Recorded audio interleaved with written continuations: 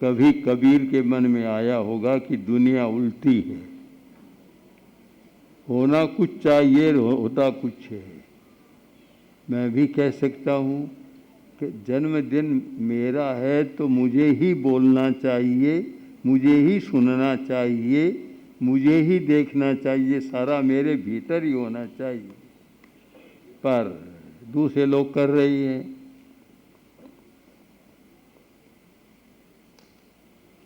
दुनिया का स्वभाव है। मैं अपनी बात कहूँ, मैं भी 10 वर्ष का मुनि बना था, ये छोटे छोटे बने थे। और पूज्य कालूगणी का हाथ मेरे सिर पर रखा गया और उस समय के मुनि तुलसीबाद के आचार्य तुलसी ने मुझे पढ़ाना शुरू किया, क्योंकि छोटे गांव का पढ़ा लिखा तो था नहीं, साधन भी नहीं था। पढ़ा, अनेक विषय पढ़े, पर दर्शन मेरा प्रिय विषय रहा। किंतु साथ साथ मैंने राजनीति को भी पढ़ा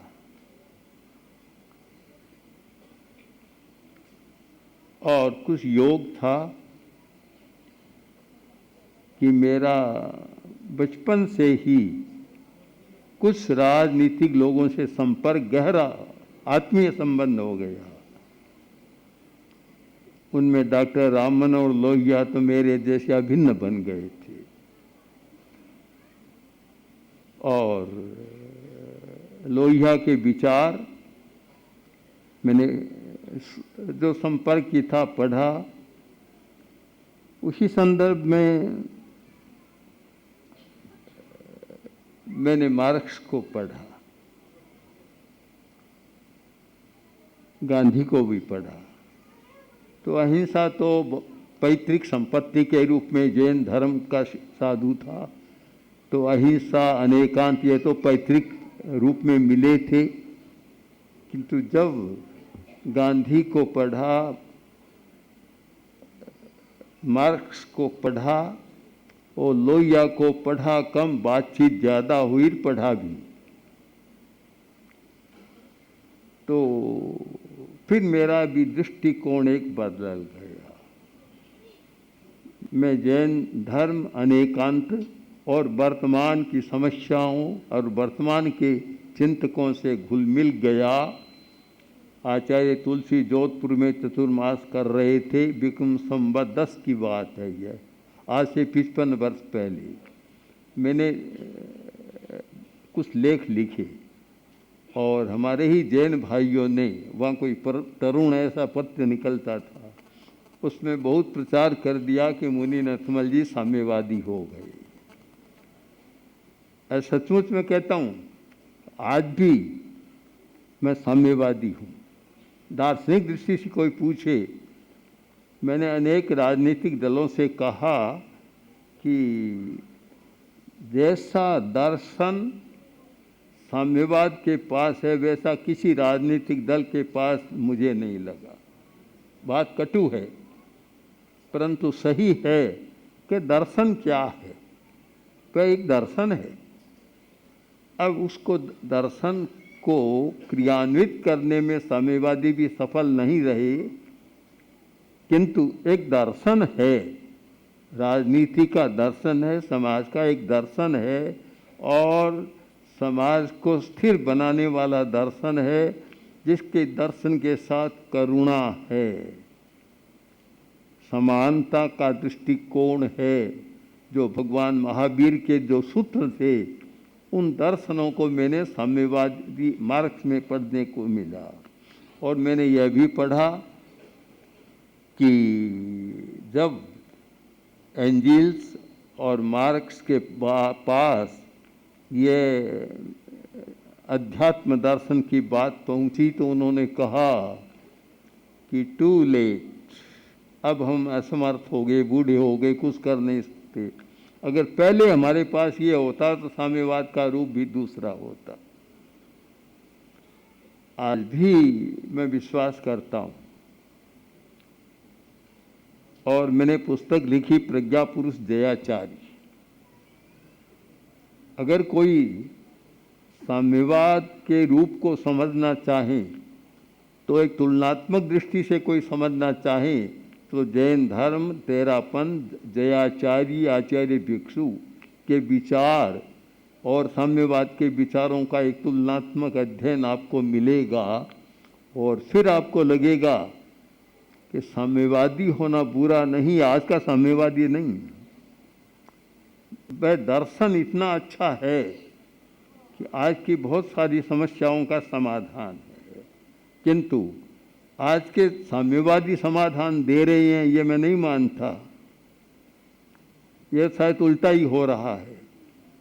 दर्शन की चर्चा कर रहा हूँ तो मेरा चिंतन रहा कि भगवान महावीर ने जो कुछ कहा था, एक आचारंग सूत्र को पढ़ें, जो कहा ऐसा लगता था कि मार्क्स उसके भाष्यकार बने। क्योंकि हमारी दुनिया में समस्याएं बहुत हैं और समस्या पैदा कोई बाहर से नहीं करता। समस्या को पैदा करने वाले दो मुख्य स्रोत हैं, परिस्थिति और सबसे बड़ा कारण है मनस्थिति। हमारी मनस्थिति पैदा बहुत सारी समस्याएं करती है और फिर परिस्थिति समस्या पैदा करती है। हम लोग अगर केवल परिस्थितिवादी बन जाएं, समस्या का समाधान नहीं होगा। केवल मनस्थितिवादी बन जाएं तो भी समस्या का समाधान नहीं होगा। परिस्थिति और मनस्थिति दोनों का योग कर सकें, दोनों को मिलाकर दोनों के मिश्रण से कोई एक नया घोल पैदा कर सकें, तो मैं मानता हूं कि बहुत सारी समस्याओं का समाधान किया जा सकता है। जैन मुनि होने के नाते और आचार्य तुलसी का शिष्य होने के नाते करुणा तो एक स्वाभाविक होती है, पर शायद मेरी प्रकृति में करुणा और संवेदनशीलता का योग अधिक रहा। मैं जब जब ये क्रूरता की कहानियाँ पढ़ता हूँ, देखता हूँ, घटनाओं को देखता हूँ, तो भीतर से द्रवण हो जाता है। क्या आदमी इतना क्रूर हो सकता है? क्या एक आदमी आदमी के साथ ऐसा व्यवहार कर सकता है? क्या आदमी इतना निष्ठुर हो सकता है कि 1000 आदमियों की रोटी अकेला खा जाए, 1000 आदमी भूखे रहे? इतना उपभोगवाद। मैंने एक दिन पहले भी कहा था कि हम भी जब बड़े बड़े शहरों में जाते हैं यात्राओं में, उससे पहले आचार्य तुलसी ने बहुत यात्राएं की, जाते हैं किसी बड़े घर में भिक्षा के लिए भी जाते हैं, और भोजन की टेबल पर जब देखते हैं तो आइटम को गिनना मुश्किल होता है। कम से कम 5 मिनट का समय चाहिए गिनती करने में। और कहीं कहीं ऐसा होता है कि गिनने आधा मिनट भी नहीं लगता, रोटी और साग भी पूरा नहीं। जब महाश्रमण ने झाबुआ जिला की यात्रा की, एक घर में हम आदिवासियों के घरों में ठहरे, उनके बीच रहे, एक घर में थे, और जब पूछा बहन से कि क्या स्थिति है, बोली 4 बच्चे हैं, भोजन मिलता है कि एक वक्त का तो मिल जाता है, शाम को नहीं मिलता। तो छोटे बच्चे क्या करते हो कि जब बच्चे भूखे रोने लग जाते हैं तो मार पीट कर सुला देते हैं। यह कहानी नहीं है, यह हिंदुस्तान की दशा है, अवस्था है। और आज तो मैं देखता हूँ कि केवल हिंदुस्तान की नहीं, यह दुनिया की दशा है। जब कुछ दिन पहले पढ़ा कि अमेरिका में भी इतने भूखे हो गए कि जो भूखों के लिए भोजन भंडार बनाए हुए थे उनके सामने भी समस्या होगी कि वे खाली हो गई।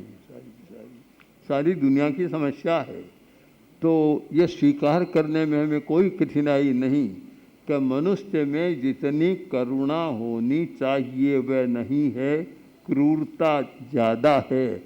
और ये मेरा निश्चित मत है कि जहाँ संपत्ति बढ़ेगी, धन बढ़ेगा, वहाँ क्रूरता बढ़ेगी।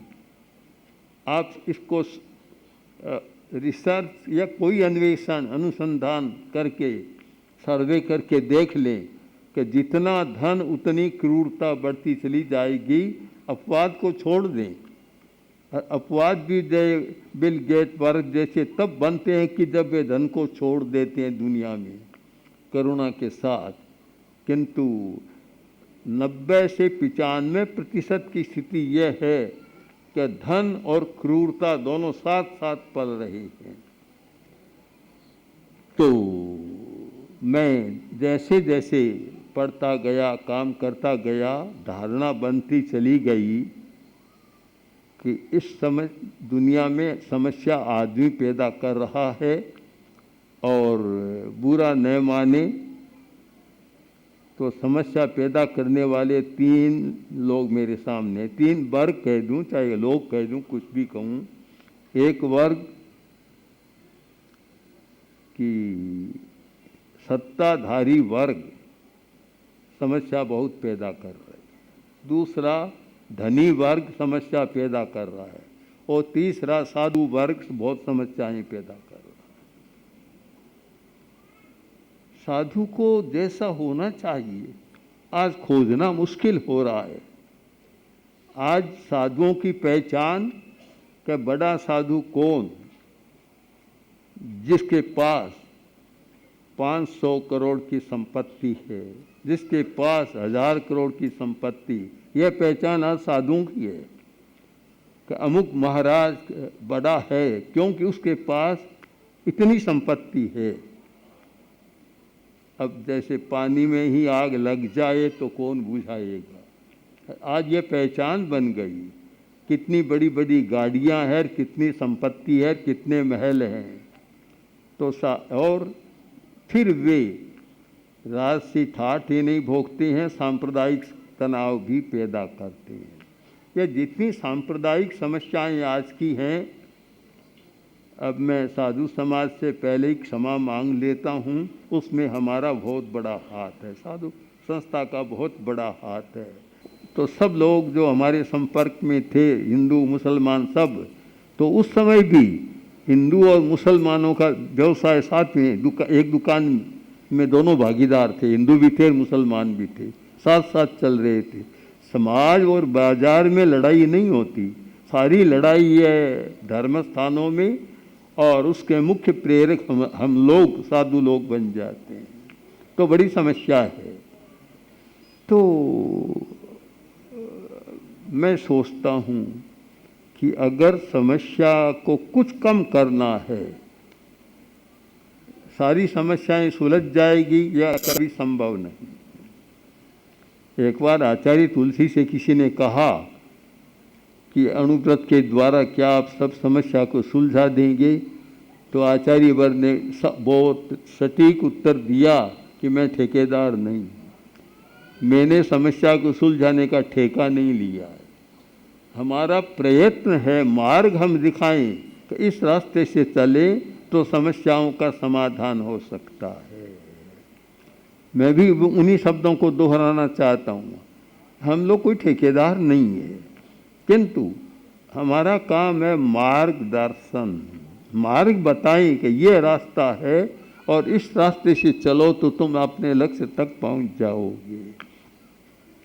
अगर दिशा सही हो जाए, यात्री जा रहा था और उधर नदी का तट, इधर बहुत सारे लोग बैठे थे, उसे जिस गांव में जाना था रास्ता थोड़ा भटक गया, पूछा कि भाई वह गांव कितनी दूर है?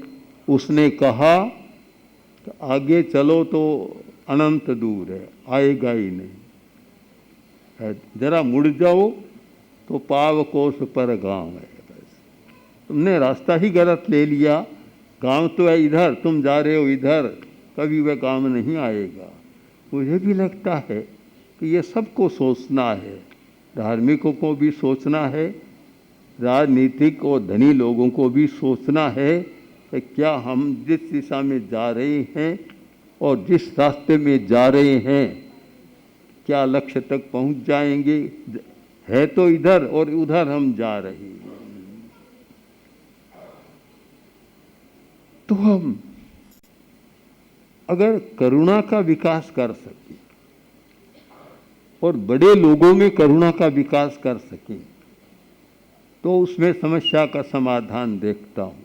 करुणा और संवेदनशीलता, संवेदनशीलता सेंसिटिविटी, कंपेशन एंड सेंसिटिविटी, इन दो के बिना समस्या का समाधान नहीं होता। केवल बुद्धि से समाधान नहीं होता, बुद्धि के साथ हमारा इंट्यूशन भी चाहिए, करुणा चाहिए और संवेदनशीलता चाहिए। इन तीनों का योग मिल जाए तो समस्या का समाधान हो सकता है। मैंने आचार्य तुलसी के साथ जीवन जिया, लंबा जीवन, इतना लंबा जीवन कि 67 वर्ष तक उनके पास रहा मैं, 7 दशक तक उनके पास रहा, जो किया साथ में रहा और मैं भी सीखता रहा। फिर अभी अहिंसा यात्राएं शुरू की तो लोगों को तो आश्चर्य होता था। पहले आचार्य तुलसी के साथ मैंने यात्राएं की दक्षिण भारत की ओर, पंजाब से दक्षिण भारत तक। उस समय मैं 40 वर्ष का ही था और जब ये अहिंसा यात्रा शुरू की तब डबल हो गया, तब 80 वर्ष का था। 80 वर्ष की अवस्था में शुरू की, सबको आश्चर्य भी हुआ, किंतु मैंने देखा कि अहिंसा यात्रा ने एक सोचने को विवश तो जरूर किया है, बड़े लोगों को भी। और मैंने बार बार ये कहा कि अगर आप लोग नहीं चेतेंगे तो निश्चित माने कि किसी उस क्रांति को लाल कह दें, चाहे हरी कह दें, कुछ भी कह दें, वह हुए बिना नहीं रहेगी और सबसे बड़ा खतरा धनी वर्ग को ही होगा। इसलिए सबको सोचना है। कुछ लोगों की बात समझ में भी आ रही है, चिंतन भी बदला है कि यह होना चाहिए। अब अहिंसा यात्रा की संपन्नता हुई। हमारा प्रथम संकल्प 6 वर्ष का था, पूरा हो गया। 1-2 वर्ष मेवाड़ में रहना था, वह कोई यात्रा के साथ संकल्प नहीं था, आवश्यकता थी। 1 वर्ष का तो था ही, उदयपुर का वह नहीं था, किंतु फिर भी रहना था। किंतु कुछ पैरों की कठिनाई या साहित्यिका ऐसी स्थिति बन गई, चलने की स्थिति में समस्या आ गई, तो बीच में ही संपन्न करना पड़ा। मैं मानता हूँ कि मुझे भी यह चिंतन रहा कि अगर प्रारंभ से ही हम मजबूत संकल्प करते तो यह बाधा नहीं आती। पर संकल्प नहीं किया था हमने, बिना संकल्प ही यात्रा कर रहे थे तो बाधा आ गई। मुझे भी लगा, वहाँ के लोगों को भी काफ़ी कष्ट हुआ, परंतु वह उपाय नहीं था, इसलिए अचानक दिशा परिवर्तन करना पड़ा जब हम जयपुर पहुँच गए। अब कोई व्यक्ति अमर होता नहीं और अमरता में विश्वास भी नहीं है। जो एक दुनिया का नियम है, सार्वभौम यूनिवर्सल, उसको कोई बदल भी नहीं सकता। फिर भी मैं मानता हूँ कि जब तक जीवन है, प्राण शक्ति है, तब तक मनुष्य को काम करना चाहिए। आज भी हमारे पास बहुत सारी कल्पनाएं हैं, योजनाएं हैं कि कैसे समस्या सुलझ सके, कैसे समाधान हो सके। अगर उन पर ध्यान दिया जाए तो समस्या को सुलझाया जा सकता है। अहिंसा यात्रा में हम केवल ये बड़ी बड़ी बात नहीं करते हैं, व्यक्ति से लेकर परिवार की बात भी करते हैं। हमने उदयपुर चतुर्मास में कार्यक्रम भी शुरू किया था कि परिवार में सौहार्द कैसे रहे, इसके शिविर लगाए। जयपुर में भी शिविर लग रहे हैं और स्थानों पर जगह जगह, क्योंकि आज पारिवारिक समस्याएं भी कम नहीं है। बहुत हिंसा की समस्याएं परिवार में इतनी है कि जो मेरे सामने समाज है वहाँ तो शायद वहाँ तो परस्पर में धन को लेकर लड़ाई की समस्या है। आज भी भाई भाई एक धन के बंटवारे को लेकर इतना करते हैं। मैंने ये एक सूत्र बना लिया कि बंटवारा हो और लड़ाई न हो तो दुनिया का आश्चर्य। देखा जहाँ जहाँ बंटवारा है वहाँ लड़ाइयाँ चल रही हैं।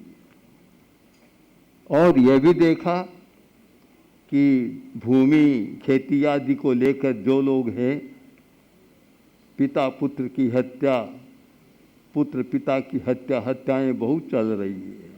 बहुत पढ़ा, इतना पढ़ा, मैंने पत्रकारों से कहा कि कम से कम पहले पृष्ठ को तो खाली रखा करो, यह मत दिया करो सारा। तो पारिवारिक हिंसा भी बहुत बढ़ रही है, राजनीतिक हिंसा भी बढ़ रही है, जबकि होनी चाहिए सैद्धांतिक लड़ाई, भेद मतभेद, किंतु व्यक्तिगत मतभेद बढ़ रहा है, शत्रुता जैसी बढ़ रही है। यह तो नहीं, कभी हमारे यहाँ बहुत परंपरा रही, केवल महाभारत की बात नहीं करूँ, बाद में भी, कि दिन में लड़ते थे, रात को साथ में बैठकर भोजन करते थे। आज तो साथ ये बात तो दूर है, कहीं देखें तो आंखों में खून उतर आता है। और धार्मिक लोगों में भी होता है, जातीय समस्याएं भी बहुत बढ़ रही है। और कोई माने या न माने, मेरा बहुत स्पष्ट मत है कि एक तो अल्पसंख्यक और बहुसंख्यक, एक आरक्षण, इन दो शब्दों ने समाज को तोड़ने का ठेका ले रखा है। इससे समाज टूटता जा रहा है और भी आगे समस्याएं आने वाली है। इसलिए इन समस्याओं की ओर भी ध्यान हमने अहिंसा यात्रा के दौरान जनता का आकृष्ट किया और कुछ बड़े बड़े लोगों ने इस पर ध्यान भी दिया। और जब मैंने देखा, गुजरात में भी देखा कि इतने संघर्ष में भी राजनीतिक अलगाव सा लग रहा था। उन्हीं दिनों हम जब अहमदाबाद में थे, अचानक सूचना मिली कि राष्ट्रपति आ रहे, 10 मिनट में आ रहे हैं। मैंने कहा कैसे हो सकता है, ये आजकल बड़े लोग आते हैं तो पहले ही ताम झाम, पहले कुत्ते आने पाने पर कितना शुरू हो जाता है, 10 मिनट में कैसे आ रहे हैं। पर सचमुच आ गए, हमारी बात हो रही थी। तो बातचीत के दौरान मैंने कहा कि आचार्य तुलसी कहते थे कि संप्रदाय नंबर 2 धर्म नंबर 1 होना चाहिए। आज उल्टा हो रहा है कि धर्म 2 नंबर पर है, संप्रदाय 1 नंबर पर है, होना ये चाहिए। तो मैं आपको यह कहना चाहता हूँ कि राष्ट्र नंबर 1 दल नंबर 2 पर उल्टा हो रहा है, कि दल तो नंबर 1 हो रहे हैं और राष्ट्र नंबर 2 पर। राष्ट्रपति कुर्सी से ऐसे ऊपर उठे, बोले कि आपके पास जो भी नेता आए उनको ये बात आप जरूर बताएं कि राष्ट्र नंबर 1 है, दल नंबर 2 है। बहुत सारी समस्याएं, और आज भी मानता हूँ कि अहिंसा के द्वारा, अनेकांत के द्वारा अनेक समस्याओं का समाधान खोजा जा सकता है। अगर अहिंसा है, करुणा है, संवेदनशीलता है, अनेकांत के 1-2 सिद्धांत, सापेक्षता है, समन्वय है और सामंजस्य की मनोवृत्ति है, तो काफ़ी समस्याओं को सुलझा सकते हैं। तो अब एक बार अहिंसा यात्रा का दौर उधर का हो गया, जयपुर आ गए। अब जयपुर में रहना, उसके बाद फिर आगे की बात है। तो यह मेरा अभिमत भी है, संकल्प भी है कि जितने दिन शक्ति है इस दिशा में, अहिंसा के क्षेत्र में काम करना है, करते रहेंगे। और समस्या कैसे सुलझ सकती है उपाय भी खोजते रहेंगे। क्योंकि मैंने ये सीखा है कि जब हम दूसरों को देखते हैं तो समस्या नहीं सुलझती, अपने को भी देखना साथ में शुरू कर दें। कोई भी समस्या है हम दूसरों पर ही दोषारोपण करते हैं, उसके साथ साथ अपने को भी जोड़ दें कि मेरा कितना हिस्सा है, सामने वाले का कितना हिस्सा है, तो शायद समस्या के सुलझने में बहुत सुविधा होगी। हमने प्रेक्षा ध्यान जीवन विज्ञान शिक्षा के क्षेत्र में देखा कि आज सब भ्रष्टाचार की बात कर रहे हैं, हो रहा है, कैसे अंत होगा? जितने बड़े बड़े लोग आते हैं पहला ही प्रश्न कि भ्रष्टाचार बहुत बढ़ रहा है। कौन बढ़ा रहा है?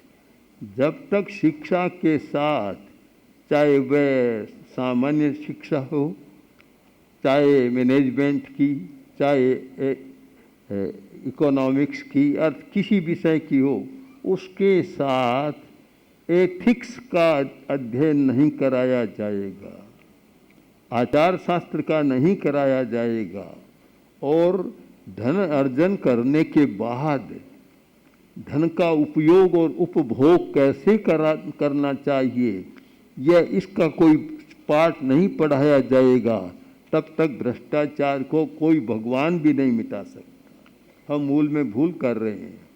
हम लोग अब प्रयत्न भी कर रहे हैं, यहाँ के भी अनेक अर्थशास्त्रियों को हमने जोड़ा है कि आप कोई ऐसा पत्र एथिक्स का बनाए जो जितने भी प्रोफेशंस हैं उनके साथ उसको अनिवार्यतः जोड़ा जा सके। इकोनॉमिक्स ऑफ नॉन वायलेंस, अहिंसा का अर्थशास्त्र, इसका कुछ करें, या रिलेटिव इकोनॉमिक्स, सापेक्ष अर्थशास्त्र, हम इस दिशा में कुछ काम करें तो हो सकता है हमारा काम चल रहा है इस दिशा में। अनेक जयपुर के भी बाहर के भी अर्थशास्त्री लगे हुए हैं और कुछ गोष्ठियाँ, 3-4 गोष्ठियाँ हो चुकी, और भी अब बाहर से दिल्ली से भी बड़े बड़े अर्थशास्त्री कुछ समय बाद आने वाले हैं और इस विषय पर चिंतन करना है। तो मैं मानता हूँ कि यह समस्या के समाधान की दिशा में हमारा प्रयत्न निरंतर चलना चाहिए। मैं अपनी बात को संक्षिप्त करूं कि मैं सौभाग्य मानता हूं कि मुझे जीवन का सूत्र आचार्य तुलसी से मिला, और मुझे जीने का सूत्र आगम साहित्य से मिला, अनेक ग्रंथों से पढ़ा, मिला, और मैं आयुर्वेद का भी बहुत अध्येता रहा। वैद्य तो नहीं, पर आयुर्वेद बहुत बार पढ़ा, जितना शायद वैद्य भी नहीं पढ़ते। उससे भी जीने की कला मैंने सीखी है कि कैसे आदमी को जीना चाहिए, और अनेकांत से हमने सीखा कि जो व्यक्ति सकारात्मक दृष्टिकोण रखेगा, हर बात में सापेक्ष निरपेक्ष नहीं बनेगा, उसके दिमाग की शक्ति कम खर्च होगी। अन्यथा जो सापेक्ष दृष्टिकोण नहीं होता, एक छोटी सी घटना इतना तनाव, टेंशन पैदा कर देती है कि उसके कारण एक बार के आवेश में 9 घंटा की जीवनी शक्ति समाप्त हो जाती है। तो फिर मैं सौभाग्य मानता हूँ कि आचार्य तुलसी ने मुझे जिस धर्म संघ का दायित्व सौंपा, इतना विनीत है, इतना विनम्र है।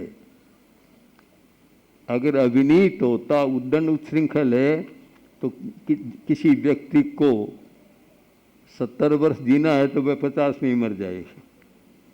परिवार में अगर कलह चलता है, निरंतर तनाव बना रहता है, तो आजकल ये बहुत सारे लोग हार्ट फेल, किडनी, ये शुगर, किडनी आदि की बीमारी से जाते हैं। मैं नहीं मानता कि उतनी आयु है, किंतु पारिवारिक परिस्थितियाँ या साथ में आर्थिक परिस्थितियाँ ऐसी होती है, और नकारात्मक सोच और विचार ऐसा होता है कि जीना है 80 बरस तो मर जाएगा 50 वर्ष में, वैसा रहा। मैं धर्म का यही मूल्य मानता हूँ और मुझे ऐसा धर्म संघ मिला है। ओम श्री महाप्रज्ञ गुरवे नमः। गुरवे नमः, गुरवे नमः। ओम श्री महाप्रज्ञ